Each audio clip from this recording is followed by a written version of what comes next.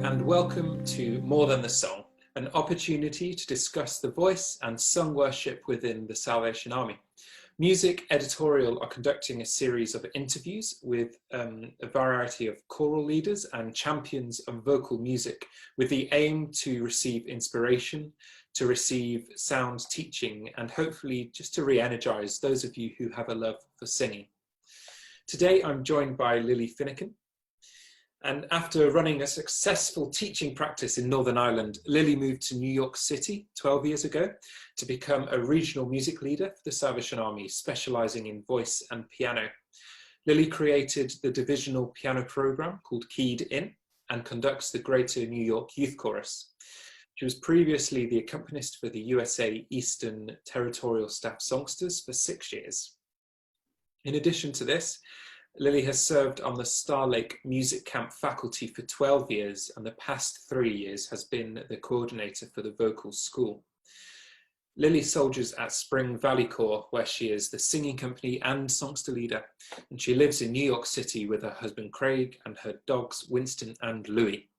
So thank you so much for joining me today, Lily. It's really great to have you on here. Thank you for having me. I'll start with the question that I ask each of our guests first. So we recognize that beyond this deep theology within singing are the years of practice and dedication that makes a performance more than a song. So what makes a vocal offering more than a song to you? Yeah, it's an interesting question, and I've listened back to a lot of your lives just to kind of see what other people are saying, make sure I don't say the same thing too. And you kind of said it, it's an offering, right? It is an offering of giving yourself. For me, you know, it's the notes, it's the words, the song comes together with all of that. But for me, it's how we deliver it, how a soloist delivers it, how a chorus delivers it. I remind the groups that I work with a lot about the responsibility of our delivery of the song, because who knows who needs to hear it. Our hearts need to hear it, their hearts, the people in the congregation need to hear it.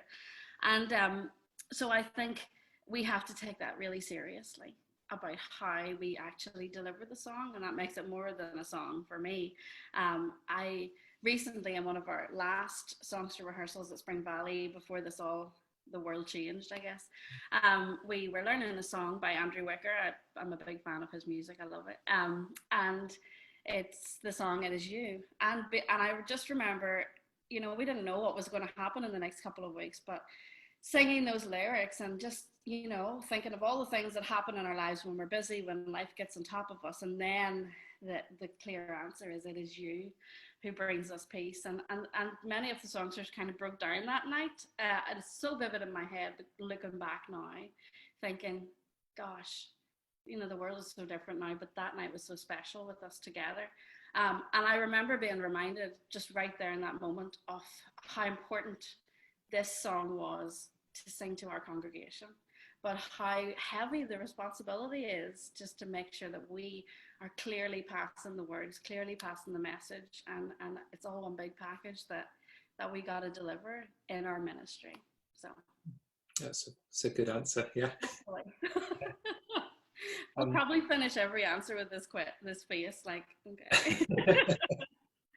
Yeah, that was great. It's yeah, I think you've hit the nail on the head. It's all doing our best, isn't it? And carrying that responsibility. Whatever we do, yeah, and whoever's singing, whether it be a soloist or a group, it's a ministry, and it's a heavy responsibility when you get up there on a Sunday and you sing words like "It is you," because you got to believe it before you minister that to who's listening. And so yeah, totally. Yeah. That's great. So we'll kind of come on to some of that stuff later on and chat about that in more depth. First of all, how did you get into vocal leadership? Right. It's kind of an easy question to answer, because I feel like I've been at the army like forever. I'm a 4th generation Salvationist, so music is obviously eaten into our family's history. I kind of laughed whenever I was thinking about this, because my grandfather was a songster leader, and there's a really old photograph of, you know, him sitting with his songster brigade, and he's holding a baton or a baton. I'm not sure how you say that anymore either. He obviously conducted the songsters with a baton, and I just thought that was hilarious. I'm like, what this? But there's my history. But I guess he just took it really seriously, and that's a good thing. So my sister's the songster leader at Lurgan, and my uncle is the bandmaster, and my dad's been a bandmaster before. There's a lot of history in music, so I think it was pretty natural that I just kind of fell into something. I probably was thrown into being the singing company pianist whenever I was 15, maybe 14. I'm not sure. Like I was pretty young, and didn't have a clue what I was doing. I'm sure, but isn't that, you're thrown into it in the army and you just got to do it. And so I and who I am today, I guess, is a lot because I am first and foremost a piano player, a pianist and an accompanist. So I was my home corps singing company pianist first, and then songster pianist, and then became the singing company assistant singing company leader, moved to New York, and the opportunities exploded. And so I've had so much opportunity and so much support, I guess, just to develop and nourish my vocal training with people, and it's just been crazy. I think sitting as a piano player and an accompanist for so long on the sidelines, you get to work with so many good people. Like I've been accompanist for Dorothy Nanskiville, who's a great friend, and I love her, but I've learned so much from her. Or Sue Blythe, like we're kind of made of the same, I don't know, we've got the same personality. And being an accompanist is just sitting inside someone's brain and figuring out what. It's just, I think it's developed me. So yeah, I don't know if that answered your question. I went into a whole bunch of things there, but my family's been very musical for years, so it was just, and I think whenever I moved to New York, it just flourished. Yeah. And you heard kids sing and thought, oh, actually, I'm really kind of good at this. I don't know. Yeah. So you moved to New York 12 years ago to take up the position of original music director. My job was kind of like fleeted a little bit in responsibilities, and whenever I came, I was actually, my job title was the regional music director of Westchester, which is just north of New York City. Okay. And so I was a soldier at the White Plains Corps, and was a soldier at the White Plains Corps for 10 or 11 years. It's only recently that I moved to Spring Valley. Okay. And so, I'm sorry, what did you say? No, just chat about your job and like your role and what you do day to day, and yeah. And so I moved 12 years ago for that position, and just fast forwarding to now, I am a regional music leader, but a lot of my job entails a program that I created for our division, which is called Keyed In, and I'm super proud of it because I'm passionate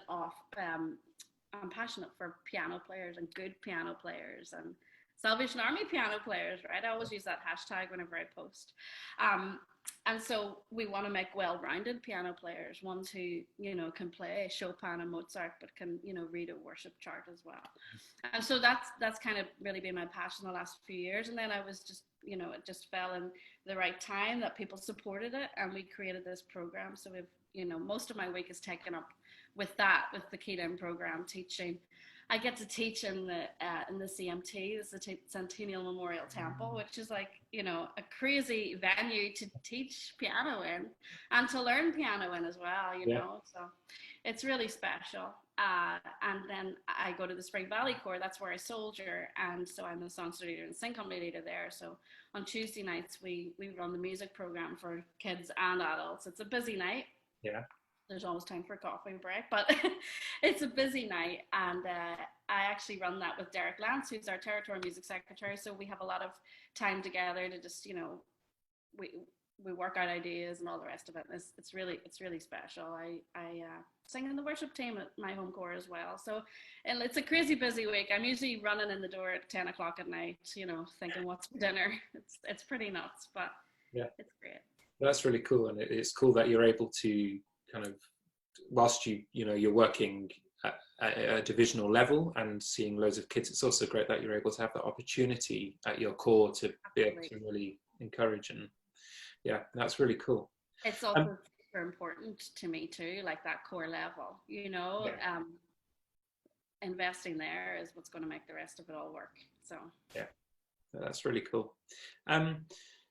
So going to have a little jump.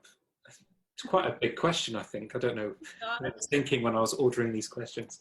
The question I've got here is, where do you see the future of choral singing, choral music making in the Salvation Army in USA Eastern Territory? Where do you see it heading? Be careful how I answer this question too, right? Yeah.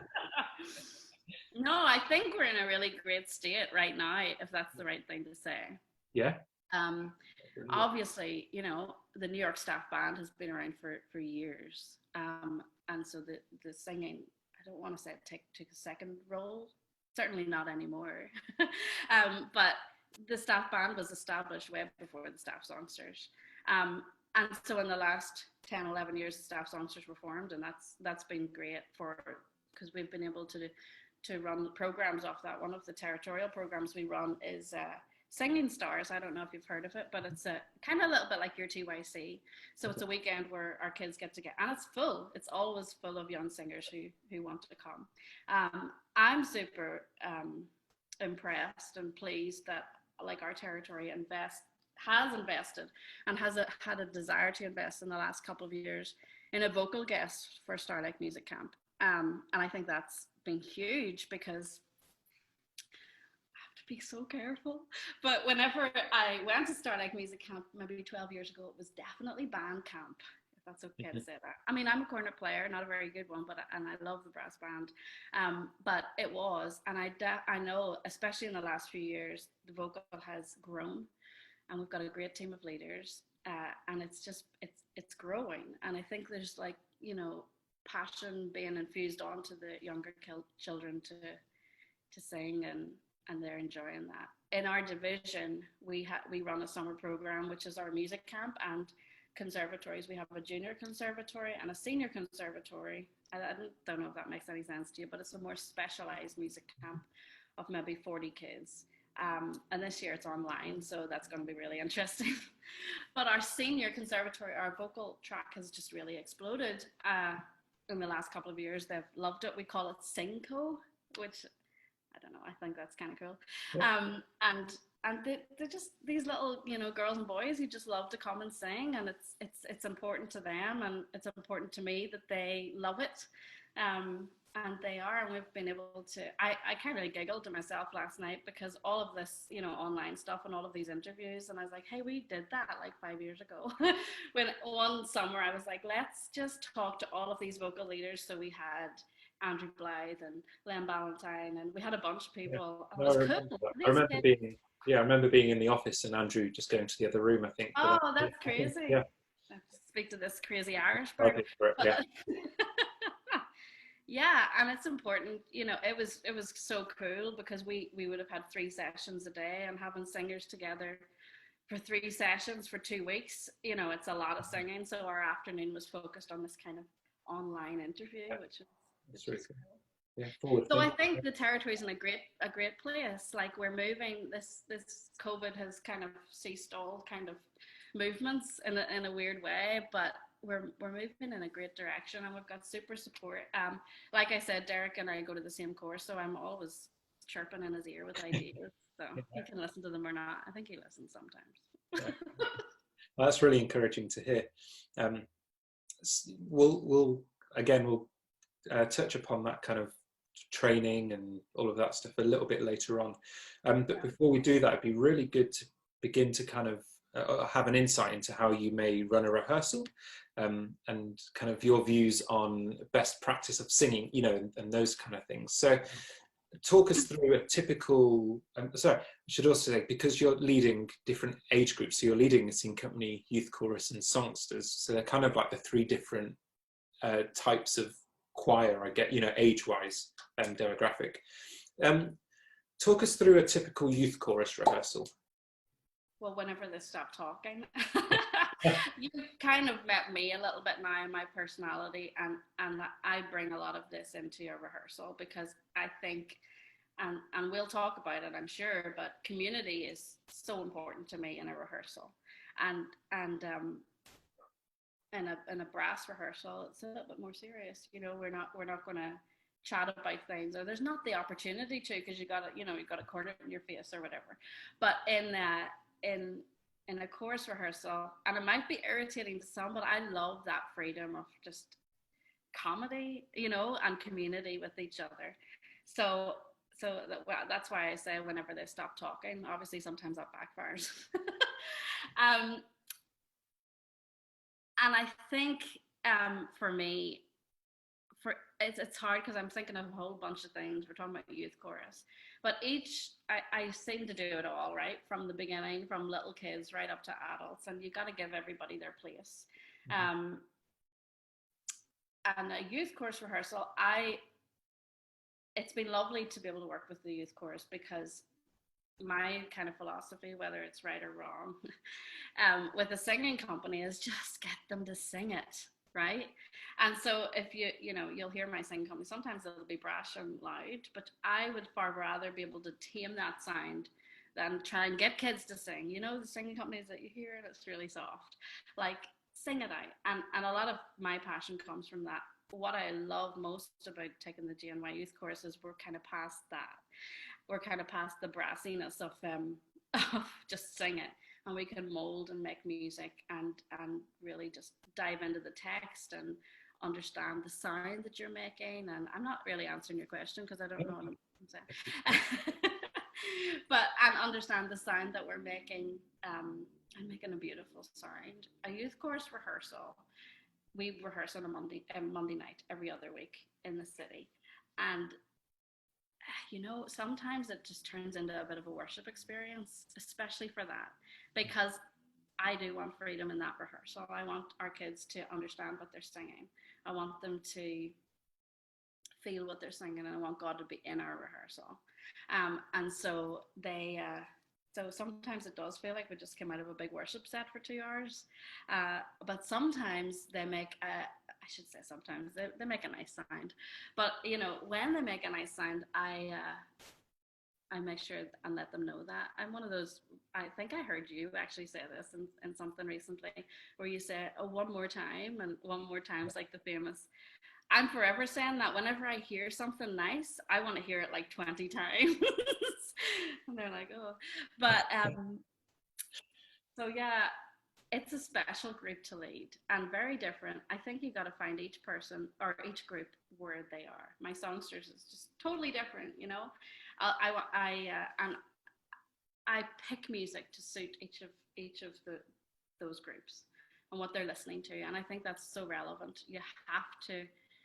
The youth chorus, I pick music that I hope that they're listening to, like Lauren Daigle. You said you'll hear them singing that, but they love also just to sing some of the real good old army stuff too. I think it's all about the energy that you put into a rehearsal too, and how you keep it fast. I am really fast in rehearsal. Dorothy Gates, one of my best friends, she's my piano player, and sometimes she doesn't even know what song we're on because I'm already ahead of her. So I think keeping it fast, keeping people interested from the minute they come in till they go out, working hard, using their ears, listening. Sorry, I hope that's right. Yeah, no, that's right. And you touched upon kind of the differences between singing company and songsters and youth chorus. How do you approach those groups differently, or do you go with the same kind of rehearsal plan in mind? Or I have to say I don't think about it. That's I don't know. I am me. And hopefully that translates to each of those groups.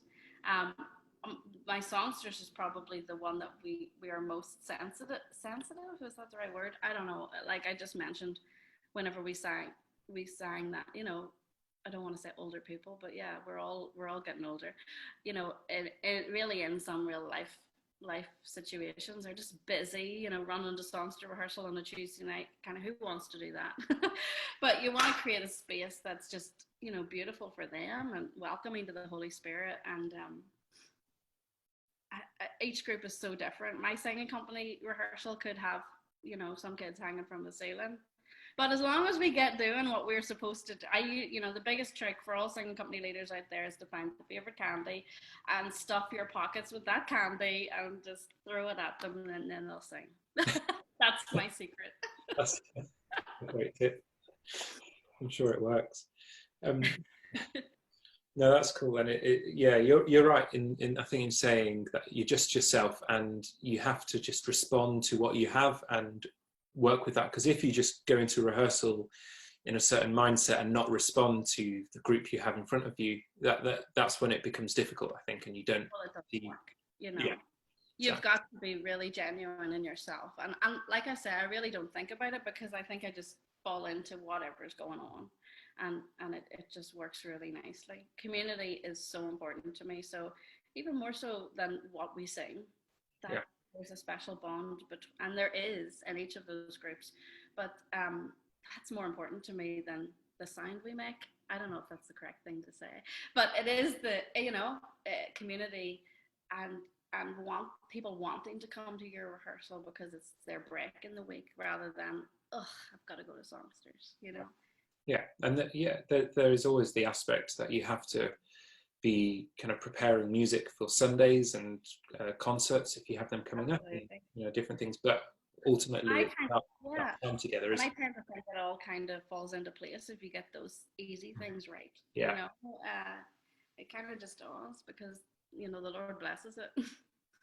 yeah, and if you, as long as you put God in the middle of it all, and center everything around God, Yeah. like you said, everything falls into place, and everyone's there with the right intentions, and everyone's on the same page, and And yeah, it's obviously like, yeah, there's things you gotta rehearse, you gotta make things sound good, but you're absolutely right. It is kind of like one, two, three. You get that community within a choir, hmm um, and we're different from other choirs. I'll say that, and we could sing whatever words we wanted to sing our songs. There's thousands of songs out there, but our songs are special with our faith, and that's our testimony. And we get to do that corporately as a group, rather than just singing a solo. Nobody wants to hear me singing a solo, but but corporately as a group, oh, it's just special. It gets me yeah, excited. yeah. No, me too. So you talk about being a pianist first and foremost and studying. Yeah. And for myself as well, that was my kind of major, my subject at university as well. So I think I can um, Relate. relate to you with all this kind of stuff. What I think is really important, and possibly one of the most important working relationships in a group, in a vocal group, is the relationship between conductor and pianist, unless it's an a cappella group, in which case it's Who cares? yeah. Um, but but it's that relationship between the conductor and pianist. How does the ideal relationship between those two people work for you? What do you think needs to be put into that, or Yeah. how do you approach that? So I want to say that's my first love. Obviously, the piano is. It's what I kind of realized I was, a musician. I guess I was. I don't ever really remember practicing, but I must have. Oh, well, I do remember sitting just playing for hours on a Sunday afternoon. Making everybody listen to everything, every songster book that there was, after Sunday lunch. But there's just something really special about that bond. Well, hopefully, if it works, right, between the bond of an accompanist and a leader, and you have to get inside brains. You have to think ahead, think before. And I've always been able to do that. I have no wisdom to tell you how. It just happens. I don't know. It's always been really, really great. And again, it goes back all the way to it's always people who have encouraged you along your way or influenced your path, right? And my home court of Lurgan, my songster leader back then was a wonderful man called Bram Pearson, and he's no longer with us, but so much he did that shaped who I am today. And so he trusted me to play for his songsters first of all, which was huge. And he always just encouraged me and said, how did you know I was going to do that? I don't know, it just works. I do remember one time conducting or accompanying Starlight Chorus, and Len Valentine was the conductor, who's great, and I have a great relationship with. I remember something happened, and I think he shouted at the drummer. We were singing "Make His Praise Glorious," and it had gone, where it goes quick, Yeah, and it just didn't kind of line up. hope he's not listening, not Len, but it just didn't line up. But he shouted his name, and I thought he was shouting at me. I just remember almost throwing myself out of the tabernacle and starting a chorus, thinking, "Oh my gosh, I've done something wrong." but we you know, anyone I've kind of worked with, very quickly I've been able to get inside their brain, get inside their thinking, into their style. And it's definitely something that I just really, really enjoy. And I think as the pianist, you have to be anticipating every move, really, don't you? And just be.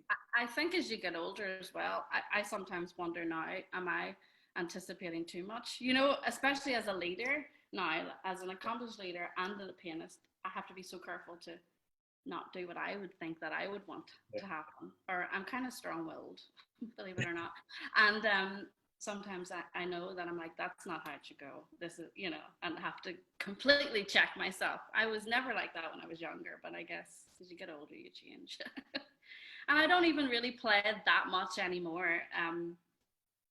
I'm teaching so much and I'm leading so many groups. It's interesting. I always get a little bit scared. I never got nervous my whole, you know, until the last few years when I'm not playing all the time. I'm like, oh gosh, can I actually play this anymore? You know, it's funny. That's good. Next question I have would be an interesting one, because people I've interviewed previously and posed this to have been not old, and sorry if and you're watching this, but older, more experienced. Everybody today. I know. I'll have loads of angry faces down below. So yeah, they've been more experienced and kind of have already had a long career in music. No, yeah, I'm very humbled to be in the middle of that. I kind of laughed whenever you wrote to me first. I was like, really?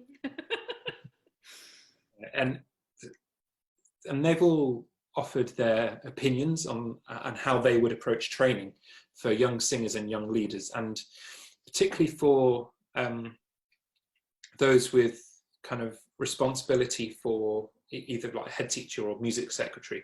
They've all hammered home the idea of mentoring leaders and bringing them through. How would you approach training young singers and young leaders? Yeah. And I might be very raw with this and just say, you've got to just do it. And you've got to trust those kids. And I'll speak specifically for singing companies because that's different again from what we've heard. You know, you got to do it. You got to not be scared. You got to be committed, and you've got to be consistent. And consistent meaning you got to sing with these kids on Sundays. Now, growing up in the UK, like our singing company sang every Sunday. It was just what we did. Whenever I moved to New York, it wasn't kind of like the done thing for singing companies to always participate on a Sunday morning, which bothered me immensely. So instantly we were singing every Sunday. And that's what makes your group. And sometimes I want to say just do it, and don't be scared of just doing it, because it surprises me whenever I hear of singing company leaders who maybe just sing one song. You got these kids for an hour and you're singing one song or two songs. And I'm definitely, like I said earlier, my rehearsals are fast paced. So I'm thinking about 6 or 7 songs in a rehearsal that they have little snippets off, that next week they come back, and then you have a little bit of a repertoire to sing. Who cares if the kids aren't singing perfectly? You know, they're making a joyful sound for sure, whatever it is. And you can, you know, you can develop that as you go along. Like I said, I just would rather hear kids sing than not hear them and have to pull it out of them. So I would say, just if you're a singing company leader who's like, oh, I don't know what I'm saying. If you're a singing company leader ready to, you know, start a new group or whatever, you just have to do it. Even if you sing the same song more times than you wish, somebody needs to hear it as well. It goes back to that whole responsibility of this ministry. And I do remind my little singing company like that. I mean, kids eat at people's hearts when they sing, you know? And so I just think it's important. And it's important to give them that performance opportunity, because that's how they're going to grow. So, Yeah, I think Okay. just do it. Don't sit back and not do it. Good. And is there anything you want to see from choral, established choral leaders? And I say established in choral leaders who are already leaders. And is there anything you want to see from them regarding kind of development and training and? And it's probably not going to answer your question on development and training, but and it's just my passion, and you'll have got this already, but what I want to see is the community of a choir, right? That caring for your people, whatever branch they're from, like little people to older people to the youth in the middle. That picture that's circulated on Facebook, and probably still is, where you've got to have this before you can have this. Like you invest in the little kids before you get to before you have the ISS or whatever it is. And it's huge for me. And so never stop learning, right? You want to be a chorus leader that's relevant, and picking songs that are relevant to the people who are in front of you and challenging them. And I just think I just would love to see that, just see the community develop. So I mean, I don't know, I'm not speaking of anybody in particular, but I know I care for my people, and I know that's how they get there, and how they want to be there, and that's how it's been successful. So I think that's like number one for me. I keep homing it in, but yeah, that's really evident that is your passion and yeah, it your is. central It belief. definitely is. Thank you so much for joining. We'll wrap up with our last question, unless there is anything you want to add, which feel free to. Do you want to share any highlights you have as a Salvation Army musician? Right. And in typical fashion, there's no way I can pick one, so I'm glad you said any highlights. We've got a bit of time, so. Some time. Well, I live in New York City, so highlights are, everywhere. The Greater New York Youth Course has more opportunities than most. We recently sang with Gloria Gaynor, which was massive. We recorded. I don't know if she's actually ever going to use her recording. And whenever we recorded with her, I realized very quickly that we were kind of muted. It doesn't matter. We were on stage with Gloria Gaynor. She was at our gala. We've sang with Aretha Franklin. Like, we've had opportunities like that. That's crazy. You don't always get anywhere else in the world. And of course, those are highlights. Getting to sing in the CMT in the Centennial Memorial Temple just by itself is a highlight because it's such a special place. So those are, obvious highlights, I guess. One of the things that really stands out to me is a couple of years ago, and I'm always very aware of what music I'm picking. And so our music camp is not like a British music school. Our music camp kind of focuses from kids from maybe 7 to 13. So it's a younger group, and it's at Starlight Camp, but it's very much community kids, inner city kids who maybe just have never even sang in a chorus before. We do use our music program kids, but some others filter into that week and learn new skills. And a couple of years ago, I can't remember the theme of music camp, they're all rolling into one now, but we sang, and if you just picture this, in the Tabernacle and Starlight Chorus, there were 60 kids probably in my chorus, and they sang Torchbearers. And I just thought this was fantastic.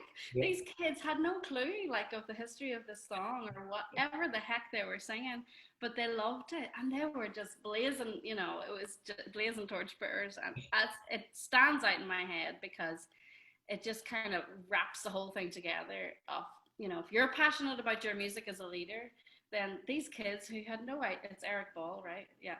These kids who had lives in one of them. That bit.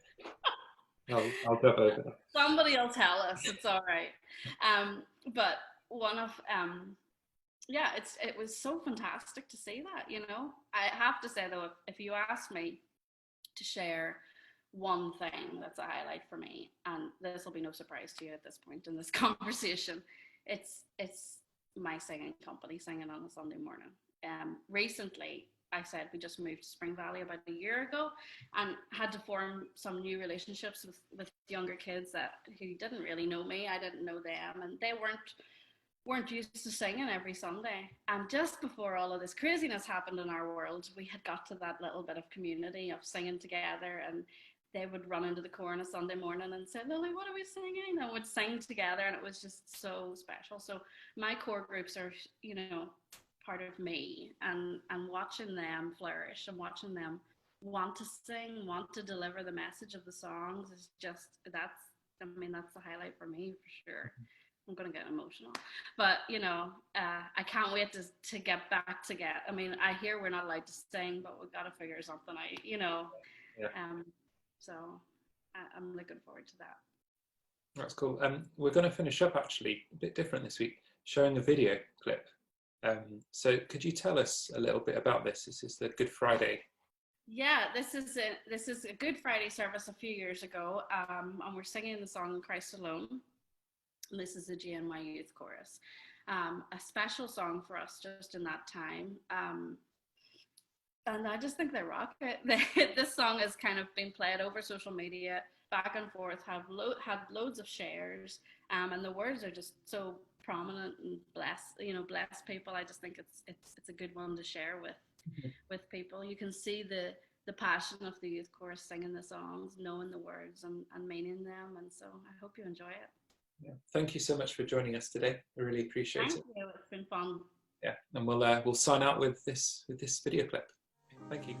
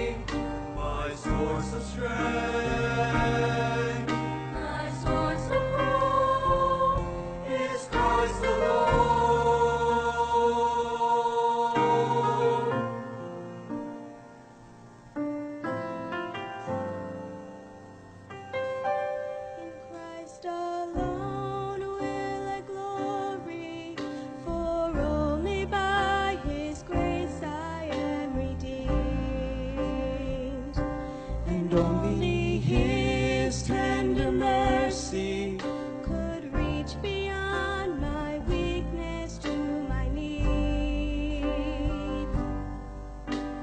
Now I seek no greater honor than just to know Him more and to count my